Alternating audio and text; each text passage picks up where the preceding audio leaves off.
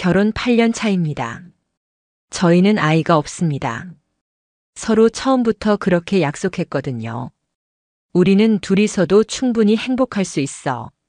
그게 우리의 신념이자 사랑의 방식이라고 믿었어요. 그런데 요즘은 그 믿음이 흔들립니다. 아니, 어쩌면 이미 많이 부서진 것 같아요. 집은 조용합니다. 말이 없어요. 식사 시간에도 잠들기 전에도. 예전엔 정막 속에서도 따뜻함이 있었는데 이제는 그저 공허함만 남아있네요. 아내는 패션 쪽에 종사하는 프리랜서 디자이너입니다. 출퇴근 시간이 없고 일의 경계도 흐릿하죠. 처음엔 그 자유로움이 멋져 보였어요. 근데 요즘은 뭔가 많이 달라졌습니다. 야외 작업이 많다며 외출이 잦아졌고 회의가 있다며 늦게 들어오는 날이 늘었어요. 핸드폰은 항상 뒤집혀져 있고 심지어 샤워할 때도 가지고 들어가더라고요. 처음엔 그냥 예민해진 내 탓이라고 생각했습니다. 회사 일이 많아져서 스트레스가 쌓인 상태였으니까요. 그날도 그런 날이었어요. 저녁을 먹고 거실에 앉아 있는데 아내가 알 수 없는 이유로 자주 웃더라고요. 휴대폰을 보면서. 물론 아무것도 묻지 않았습니다. 괜히 오해받기 싫었거든요. 하지만 이상했어요. 무언가 분명히 달라졌다는 느낌. 말은 안 해도 느껴지는 그 거리감. 사람 사이에 있는 공기의 온도가 어느 순간 확 변한 걸 눈치는 채기 마련이잖아요. 그날 밤 아내는 늦게 들어왔어요. 11시를 넘긴 시각. 오늘 좀 늦었네? 조심스럽게 물었습니다. 그녀는 미소를 지으며 말했어요. 미팅 끝나고 고객 회사 직원들이랑 회식 겸 간단하게 한잔했어. 그리고는 씻고 바로 누웠습니다. 거짓말 같진 않았습니다. 그런데 이상하게 속이 쓰리더라고요. 다음 날 아침 아내는 평소보다 일찍 나갔어요. 야외 작업이 있다며 메이크업까지 한 상태로. 커피를 마시던 중 집에 있는 그녀의 노트북에 불이 들어와 있는 걸 봤습니다. 일부러 들여다보진 않았어요. 정말이에요. 다만 그 순간 문득 한 문장이 떠올랐습니다. 나는 그녀를 정말 알고 있는 걸까? 어쩌면 몰랐던 건지도 모르죠. 아내가 어떤 사람인지, 무엇을 느끼는지, 무엇을 감추고 있는지. 그날 이후로 작은 것들이 계속 마음에 걸리기 시작했습니다. 샤워하고 나온 그녀의 목에 남은 향수 냄새. 아내는 원래 향수를 거의 안 쓰는 사람이에요. 어느 날 식탁 위에 놓인 택배 상자. 명품 브랜드 로고가 선명한 작은 상자. 평소 아내가 제 카드를 사용하거든요. 그런데 제 카드 사용 내역엔 그런 구매가 없었습니다. 이건 뭐야? 고객한테 받은 선물이야. 런칭 기념으로 받았어. 눈을 피하며 대답하더군요. 그냥 넘어갔어요. 하지만 가슴이 철렁했습니다. 그 말투, 그 눈빛이 너무 낯설었거든요. 하루 이틀 그렇게 시간이 흘렀습니다. 그러던 어느 날 평소처럼 퇴근해 현관문을 여는데 문득 이상한 생각이 들었어요. 이 집에 나만 살고 있는 건 아닐까? 서로 같이 있는데도 같이 있는 느낌이 전혀 없는 집. 결혼 초엔 이 집이 너무 좋았습니다. 함께 가구를 고르고 벽지를 고르고 소파 색깔 하나하나까지도 서로 맞춰보던 그 시간들. 지금은요. 그 모든 게 남의 집 이야기 같아요. 아내는 더 이상 저를 바라보지 않는 듯 했고 저도 점점 말을 아끼게 됐습니다. 아니, 어쩌면 겁이 났는지도 모르겠습니다. 그녀가 내게 무슨 말을 할까봐. 혹시라도 모든 걸 끝내자고 말할까봐. 그럴 용기가 제게는 없었습니다. 그래서 외면했어요. 애써 아무렇지 않은 척. 모든 걸 알면서도 모르는 척. 그게 더 나을 것 같아서요. 하지만 인간의 감각은 참 신기한 게 작은 틈 하나로도 큰 의심이 자라납니다. 그리고 그 틈은 곧 이름 하나에서 시작됐습니다. SNS는 원래 잘하지 않는 편입니다. 그날도 그냥 심심해서 예전에 쓰던 계정을 열어본 거였어요. 팔로우 목록도 몇 년째 그대로였고 별다른 알림도 없었습니다. 그런데 이상하게도 익숙한 이름 하나가 눈에 띄었어요. 한지석. 한참을 멈췄습니다. 머릿속이 하얘졌어요. 대학 시절 같은 과였고 꽤 친하게 지냈던 친구였습니다. 술도 자주 마셨고 연애 상담도 했던 그런 사이. 졸업하고 나서는 몇 년간 연락이 끊겼었고요. 그 이름이 아내 게시물에 댓글로 달려 있더라고요. 사진 너무 좋다. 감성 여전하네. 처음엔 그냥 반가운 마음이었습니다. 하지만 다시 보니 이상하게 신경이 쓰였어요. 지석이라는 친구가 좀 가벼운 성향이 있었던 친구였어요. 그런 지석이가 아내에게 감성 타령? 그것도 몇 개의 게시물에 연달아 댓글을 달고 있었습니다. 이거 뭐지? 괜히 찝찝한 마음이 들었죠. 그날 밤 자연스럽게 아내에게 물었습니다. 지석이 너도 알지? 대학 때 친구. 걔가 너 게시물에 댓글 달았던데? 아내는 잠시 멈칫하더니 그냥 웃으며 말했습니다. 아, 지석 씨? 요즘 일적으로 도움 좀 받고 있어. 촬영 코디네이터 한 명 소개해줬거든. 말은 자연스러웠지만 그녀의 눈빛이 묘하게 흔들리고 있었습니다. 그날 이후로 지석이라는 이름이 머릿속을 떠나지 않았어요. 도대체 언제부터 다시 연락을 하게 된 걸까? 내가 모르는 그들의 교류는 얼마나 될까? 며칠 후 아내의 휴대폰이 식탁 위에 놓여 있었습니다. 마침 그녀는 욕실에 있었고요. 무심코 화면을 봤는데 알림창에 지석 오빠라는 이름이 떴습니다. 가슴이 철렁했습니다. 순간 심장이 빠르게 뛰었습니다. 알림 내용은 단순했어요. 오늘도 수고했어. 너랑 있으면 시간이 금방 가. 이건 업무상의 대화가 아니었습니다. 절대 아니었어요. 그날 밤 잠이 오지 않았습니다. 아내는 옆에서 깊게 잠든 듯 했지만 저는 숨이 막혔습니다. 불안과 분노가 얽히며 목까지 올라왔어요. 다음 날부터 저는 조금씩 아내를 관찰하기 시작했습니다. 별말 없이 일상을 지켜보는 척하면서 작은 변화들을 눈에 담았죠. 화장은 전보다 더 정성스럽게 하더라고요. 옷도 바뀌었고 향수도 다른 걸 뿌리기 시작했어요. 그러면서도 저에겐 아무렇지 않게 굴었습니다. 오히려 더 밝고 다정하게. 그게 더 무서웠습니다. 이 사람은 도대체 무슨 생각으로 나와 함께 있는 걸까? 아니, 내가 지금 뭘 놓치고 있는 걸까? 회사에서도 일이 손에 잡히지 않았습니다. 회의 중에도 아내의 표정이, 지석의 문자 내용이 자꾸 떠올랐어요. 그로부터 일주일 후 아내가 주말에 일정이 잡혔다며 외출 준비를 하고 있었습니다. 새로 산 원피스를 입고 립스틱도 평소보다 진하게 발랐더라고요. 무심한 척 물었습니다. 같이 가는 사람 누구야? 코디랑 모델 한 명이랑. 지석 오빠도 근처 온다고 하더라. 그 순간 제 몸이 잠깐 굳는 느낌이었습니다. 지석 오빠? 그렇게 부를 사이였나? 그녀가 오빠라는 호칭을 쓰는 걸 처음 들었거든요. 그 사람. 말 편하게 하기로 했어 자연스럽게 대답하더군요. 하지만 그 웃음 저는 못 잊습니다. 분명 뭔가 감추고 있는 표정이었어요. 그날 오후 저는 그녀를 몰래 따라가 보기로 했습니다. 차를 몰고 100m쯤 뒤에서 조심스럽게 따라붙었습니다. 서울 성수동 한 카페 앞에 차를 세우더니 아내는 내리자마자 전화를 걸었습니다. 그리고 몇 분 후 지석이 나타났습니다. 멀리서도 한눈에 알아볼 수 있었어요. 익숙한 걸음걸이, 허리춤에 손을 얹는 습관까지. 그 사람 맞았습니다. 그들은 자연스럽게 인사를 나누고 어깨를 살짝 건드리며 웃더군요. 저는 그 장면을 차 안에서 지켜보다가 그만 핸들을 세게 움켜쥐었습니다. 그래, 그럴 수도 있지. 그냥 친한 거겠지. 애써 그렇게 말했죠.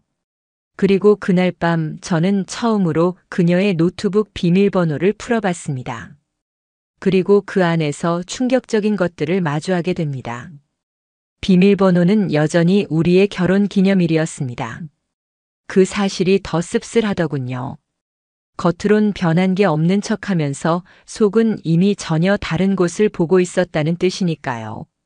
노트북을 연 순간 저는 스스로에게 다짐했습니다. 이건 감정으로 보지 말자. 이건 그냥 진실을 확인하는 과정이다. 메일함, 메신저, 일정표, 클라우드. 하나하나 열어보며 단서를 찾기 시작했습니다. 그리고 얼마 지나지 않아 문제의 흔적이 나타났습니다. 사진 폴더 안 프로젝트라는 이름의 하위 폴더 속에서 누가 봐도 작업용으로 보이게 이름을 붙여놓은 그 안에 한눈에 봐도 개인적인 사진들이 있었어요. 술잔을 부딪히는 사진, 늦은 밤 조명 아래 마주 앉은 테이블, 심지어 서로의 어깨에 기대고 찍은 셀카도. 그중 하나는 아내가 입고 나간 바로 그날의 옷이었어요. 숨이 턱 막혔습니다. 아, 이게 진짜구나. 그제야 그동안의 퍼즐이 하나씩 맞춰졌습니다. 택배 상자 속의 명품 상자. 야근이라는 핑계의 늦은 귀가. 바뀐 향수와 웃음의 온도. 모든 게 그 사람이었다는 걸 확신하게 됐습니다. 그 순간 분노가 치밀어 오르기도 했지만 이상하게 차분해지더군요. 그래. 이제는 감정이 아니라 행동으로 보여줄 때다. 다음 날 아침 아내는 평소처럼 옷을 입고 외출 준비를 하고 있었습니다. 오늘도 야외 일정? 응. 오전엔 미팅, 오후엔 야외에서 작업 있어. 늦을지도 몰라. 자연스럽게 말을 이어가는 그녀를 보며 저는 아무렇지 않게 고개를 끄덕였습니다. 그리고 그녀가 나간 직후 차량 위치 추적 앱을 실행했습니다. 예전에 둘이 함께 썼던 차량 관리 앱. 아직 계정이 남아 있었습니다.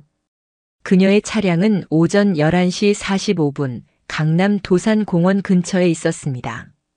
그리고 오후 2시 차량은 잠실의 한 호텔에 멈췄습니다. 호텔? 잠깐 손이 떨렸습니다.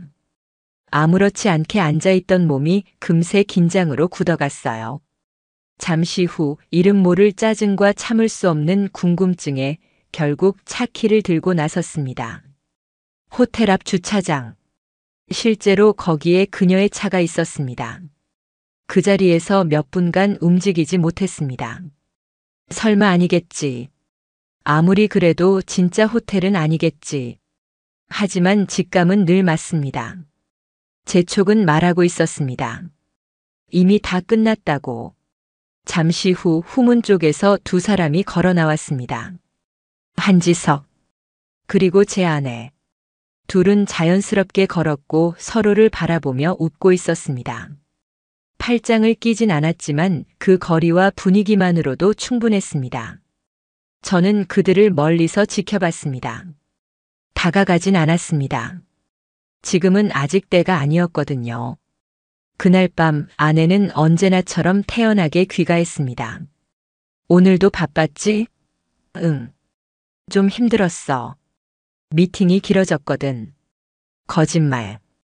거짓말을 너무 자연스럽게 하더군요. 그 순간 저는 스스로에게 물었습니다.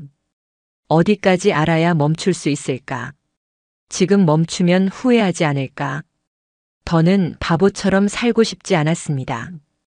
그날 밤 혼자 소파에 앉아 불 꺼진 거실을 바라봤습니다. 아내는 이미 잠든 듯 했고 집안은 조용했습니다. 가만히 있다 보니 이 집이 더 이상 제 공간 같지 않더군요. 숨이 막혔습니다. 분노와 절망 사이 어딘가에서 감정이 꼬여만 갔어요.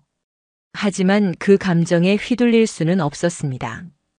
이건 분노로 해결할 문제가 아니야. 이건 계획적으로 움직여야 해. 다음 날 아침 저는 출근 대신 병가를 신청했습니다. 그간 사용하지 않은 누적된 연차로 며칠은 충분히 쉴 수 있었거든요. 그리고 그 시간을 오롯이 정리에 쓰기로 했습니다. 먼저 변호사를 찾았습니다. 서울 서초동의 한 사무실. 지인의 소개로 조용히 상담을 진행했어요. 상간자 소송은 가능하십니다. 다만 명확한 증거가 있어야 하고요. 두 사람이 부적절한 관계였다는 정황 외에 호텔 출입 기록, 메시지 내용, 통화 내역 등이 있으면 유리합니다. 이미 일부 확보한 자료는 있었지만 더 필요했습니다. 그래서 포렌식 업체에 의뢰하기로 했어요. 그 업체는 휴대폰에서 삭제된 메시지 복구, 클라우드 자동 저장 사진 복원, 심지어 통화 녹취 여부까지 확인 가능하다고 하더군요. 저는 아내의 태블릿을 조심스럽게 전달했고 휴대폰 백업 파일도 함께 넘겼습니다. 그 순간 분노도 있었지만 그보다 더 컸던 건 모멸감이었습니다. 내가 매일같이 믿고 마주보던 사람이 내 눈앞에서 이렇게까지 다른 얼굴을 하고 있었다는 사실. 그게 견딜 수 없었어요. 그로부터 일주일 자료 정리가 점점 끝나가고 있었습니다. 호텔 출입 내역 캡처, 두 사람 간 메시지 수십 건, 데이트로 의심되는 장소 위치 기록들. 심지어 지석이라는 남자가 아내 외에도 다른 여성들과 연락을 주고받은 흔적까지 나왔습니다. 이놈 대체 뭐지? 처음엔 그냥 우연히 다시 만난 인연이라 생각했는데 알고 보니 단순한 바람 상대가 아니었던 거죠. 문득 아내가 너무 불쌍하다는 생각도 들었습니다. 지석에게 아내는 수단이었을 뿐이고 그녀는 그걸 모르고 있었다는 게 아이러니하게도 가슴을 아프게 만들었습니다. 그런데도 저는 멈추지 않았습니다. 이제는 돌아갈 수 없었거든요. 모든 자료를 정리한 날 저는 스스로에게 다시 묻습니다. 이 사람을 용서할 수 있나? 이 사람과 다시 사랑이라는 걸 할 수 있을까? 결론은 명확했습니다. 그날 밤 저는 조용히 아내를 바라봤습니다. 소파에 앉아 책을 읽는 그녀의 옆모습. 여전히 아름다웠지만 그 속에 있는 진심은 더 이상 보이지 않았어요. 요즘 많이 지쳐 보여. 우리 대화가 필요할 것 같아. 잠시 정적이 흘렀고 아내는 고개를 살짝 돌렸습니다. 응? 그녀가 놀란 듯 말했어요. 저는 그 말에 그냥 웃었습니다. 그리고 그 다음 날 결정적인 증거가 담긴 USB 하나를 준비했습니다. 모든 걸 정리해 담은 작은 장치 하나. 그걸 그녀 손에 직접 건네기로 마음먹었습니다. 제 심장은 요동쳤지만 감정은 없습니다. 복수는 감정이 아닙니다. 정확함이고 차가운 선택입니다. 주말 오후였습니다. 비가 조금씩 내리던 날. 아내는 집에 있었고 저는 조용히 USB를 책상 위에 올려두었습니다. 이건 뭐야? 그녀가 물었습니다. 저는 눈을 피하지 않고 말했어요. 그냥 같이 보면 좋을 것 같아서. 우리 이야기야. 그녀는 잠시 망설이다가 노트북에 USB를 꽂았습니다. 그 안엔 하나의 폴더만 있었어요. 이름은 2024 기록. 그녀가 더블 클릭을 하자 정리된 폴더들이 열렸습니다. 위치 기록, 호텔 출입 내역, 메신저, 사진. 하나하나 보기만 해도 모든 걸 이해할 수 있을 만큼 선명했습니다. 처음엔 놀란 눈치였습니다. 하지만 곧 그녀는 입술을 깨물며 말없이 화면을 쳐다봤어요. 사진 폴더를 클릭했을 때 그녀의 손이 살짝 떨렸습니다. 한참을 아무 말도 하지 않았어요. 그러다 결국 그녀가 조용히 말했습니다. 언제부터 알고 있었어? 충분히 오래됐어. 그 짧은 대화에 온몸이 무너지는 것 같았습니다.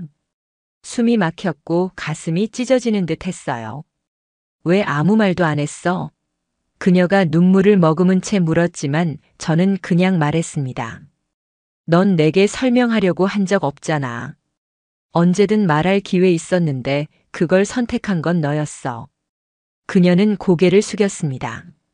그리고 한참을 말없이 있더니 중얼거리듯 말했어요. 지석이 오빠 그런 사람인 줄 몰랐어. 그 사람이 나한테만 그런 줄 알았어. USB 안에는 지석이 아내 외에도 여러 여성과 나눈 메시지가 있었어요. 클라우드 백업을 통해 복원된 자료들이었죠. 같이 여행 가자. 넌 진짜 특별해. 다른 사람은 몰라. 너만 알아줘.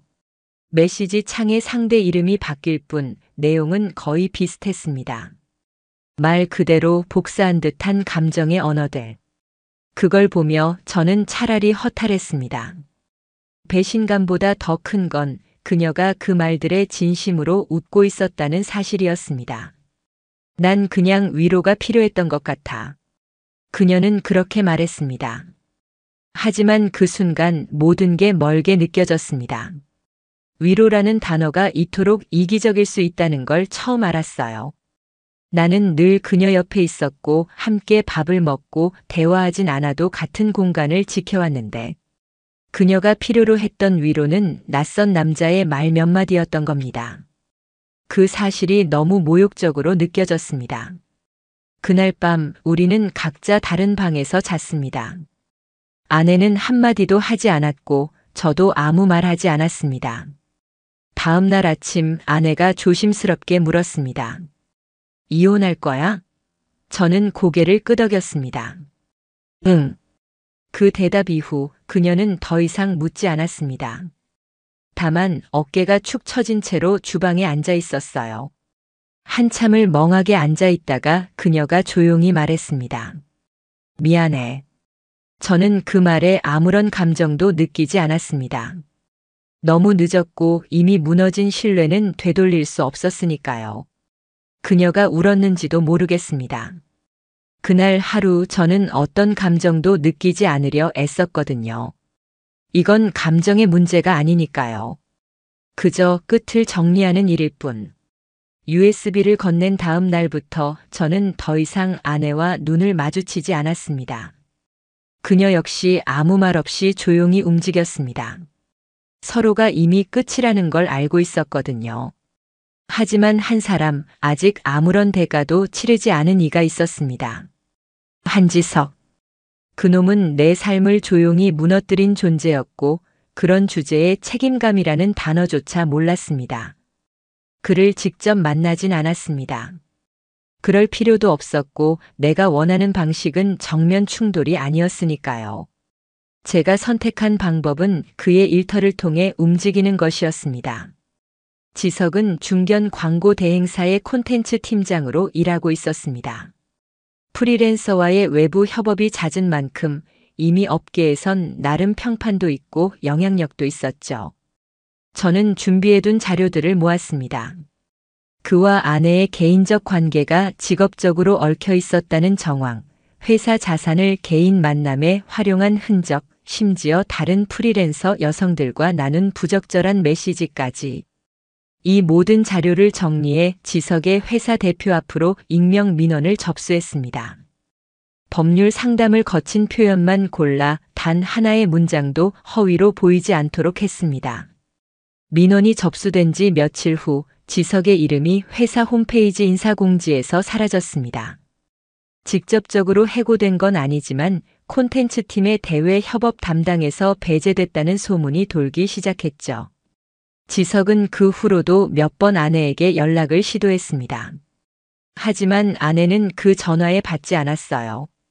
그러다 어느 날 아내가 제게 말했습니다. 지석이 그 사람한테 연락 와도 이제 더 이상 연락 안 받아. 왜 그걸 나한테 말하는 거야? 그녀는 울지도 않았고 화내지도 않았습니다. 그냥 공허해 보였어요. 다 잃은 사람의 얼굴. 그 말 외엔 달리 표현할 방법이 없었습니다. 사람이란 게 그렇더군요. 누군가를 향한 감정이 다 타버리고 나면 안쓰러움조차 연민이 아닌 무관심으로 바뀝니다. 아내는 더 이상 지석을 기다리지도 저를 붙잡지도 않았습니다. 그저 조용히 무너져가고 있었어요. 며칠 후 아내는 부모님 댁으로 잠시 다녀오겠다며 짐을 챙겼습니다. 작은 캐리어 하나. 그걸 보면서 생각했어요. 이 집을 떠나는 사람은 그녀지만 사실상 내 안에서 떠나보낸 건 이미 오래전이라는 걸. 아내가 현관문을 나서는 모습을 조용히 지켜봤습니다.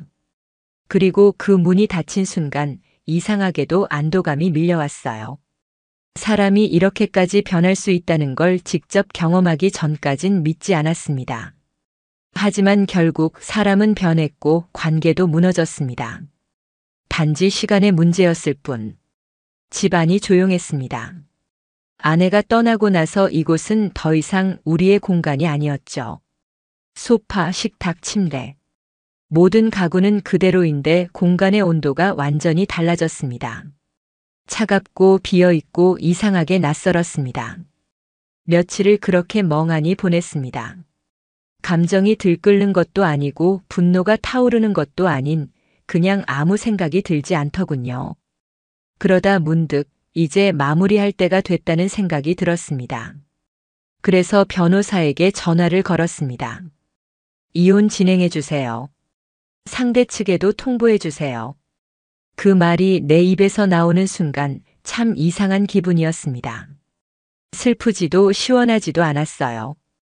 그냥 해야 할 일을 했다는 느낌. 며칠 후 아내가 다시 집으로 왔습니다. 서류를 받기 위해서였죠. 식탁 너머로 마주 앉은 우리는 처음 보는 사람처럼 조용히 앉아 있었습니다. 그러다 그녀가 먼저 입을 열었어요. 여보, 나는 그냥 자기가 나한테 관심이 없어진 줄 알았어. 한참을 망설이다 겨우 꺼낸 말이었습니다. 저는 잠시 숨을 골랐습니다. 그래서 그걸 확인하려고 다른 사람을 만난 거야? 그녀는 대답하지 않았습니다. 그 침묵이 어쩌면 가장 정직한 대답이었는지도 모르죠. 용서해달라고 말하고 싶진 않아. 그럴 자격도 없고 이미 다 망가졌으니까. 그녀가 고개를 숙이며 말했습니다. 목소리가 떨리고 있었어요. 저는 조용히 서류를 꺼냈습니다. 이혼 합의서. 조건은 간단했습니다. 재산 분할 없음. 집은 제 명의로. 모든 권리 포기. 그녀는 아무 말 없이 서명을 했습니다. 그렇게 우리는 8년의 결혼 생활을 정리했습니다. 서류를 건네받은 후 제가 마지막으로 말했습니다. 용서를 구하는 건 내 자유야. 하지만 용서할 의무는 내게 없어. 그녀는 아무 말 없이 고개를 끄덕였습니다. 그 순간 가슴이 찢어지는 아픔이 밀려왔습니다. 이 사람이 한때 내가 전부였던 사람이었는데 이제는 남보다도 더 먼 존재가 되어버렸다는 사실이. 아내가 떠나고 서류를 봉투에 넣은 뒤 저는 그대로 거실에 앉았습니다. 눈물이 나지는 않았습니다. 하지만 온몸에 전율이 흘렀습니다. 마치 몸속 어딘가 내가 부여잡고 있던 무언가가 완전히 빠져나간 느낌이었어요. 그날 밤 아무것도 하지 않고 그저 조용히 커튼을 열었습니다. 밖에는 가을비가 내리고 있었어요. 그걸 보며 생각했습니다. 이제 정말 끝났구나. 긴 터널 같았던 지난 몇 달이 이제야 끝난 것 같았습니다. 그리고 저는 다시 시작할 준비를 해야 했습니다. 몇 달이 흘렀습니다. 이혼 서류에 도장이 찍힌 이후 모든 것이 조금씩 달라졌습니다. 우선 집을 정리했습니다. 그녀와 함께 고른 커튼, 둘이 마주 앉았던 식탁, 침대 옆 협탁에 놓여있던 조명까지. 하나씩 버리기보단 그냥 새로 시작하는 게 낫겠더군요. 부동산을 통해 집을 정리했고 조용한 동네의 작은 아파트로 옮겼습니다. 낯선 공간에 처음 들어섰을 때 기분이 묘했습니다. 그런데 이상하게도 숨이 편하더군요. 누구의 눈치도 보지 않아도 되고 어떤 감정도 애써 감추지 않아도 되는 공간. 새로운 침대, 새 커튼, 직접 고른 조명 아래에서 조금씩 일상을 다시 맞춰갔습니다. 출근 전 아침 햇살을 맞으며 커피를 내리고 작은 선반 위에 책 한 권을 올려두고 그렇게 하루를 시작하는 게 이제는 낯설지 않습니다. 가끔씩 그녀가 생각나기도 합니다. 그 사람이 어떤 표정으로 그날 나를 마주했는지, 무슨 마음으로 지석을 만났는지. 하지만 이제는 더 이상 원망하지 않습니다. 그건 제 몫이 아니니까요. 그건 그 사람의 선택이었고 그 대가는 이미 충분히 치렀다고 생각합니다. 지석이 어떻게 살고 있는지는 모릅니다. 더 이상 궁금하지도 않고요. 다만 그 일이 없었다면 나는 지금 이 자리에 있지 못했을 겁니다. 그 고통스러웠던 시간들이 결국은 나를 다시 일으켜 세운 셈이니까요. 지금 이 순간 새로 이사한 집의 창가에 앉아 커피를 내리고 있으면 문득 그런 생각이 듭니다. 내가 무너졌다고 생각했던 그 순간 정작 무너진 건 나 자신이 아니라 내가 믿고 있었던 착각들이었구나. 나는 여전히 나고 나는 여전히 살아 있습니다.